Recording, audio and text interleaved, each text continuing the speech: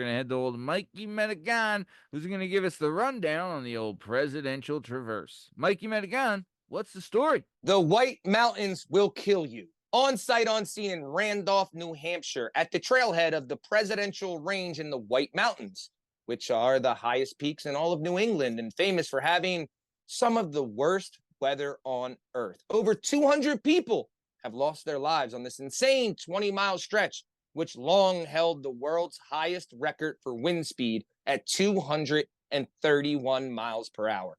Now, yours truly was warned about the range being one of the most deadly mountains in continental U.S., but me and my two friends gave zero fucks. So little fucks were given that we threw 60 pounds of gear in a rucksack, smashed many beers, blazed an L, and headed up the Madison Trail hammered in the dark.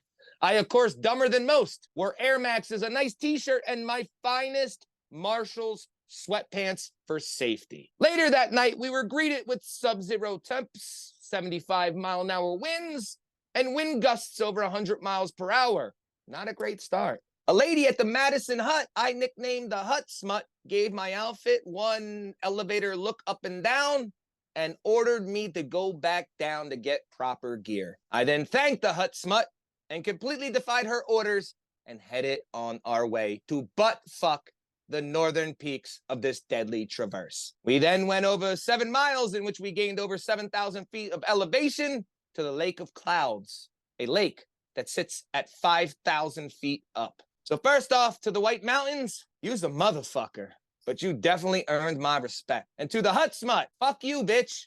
This asshole in Air Maxes made it, and the Marshall sweatpants held up. So suck my average white dick. I, Michael Medigone, am angry, accomplished, and ready to kick ass. Back to the studio. Thank you for that, Mikey Medigone. I'm just glad to hear you survived another trip to Brokeback Mountain.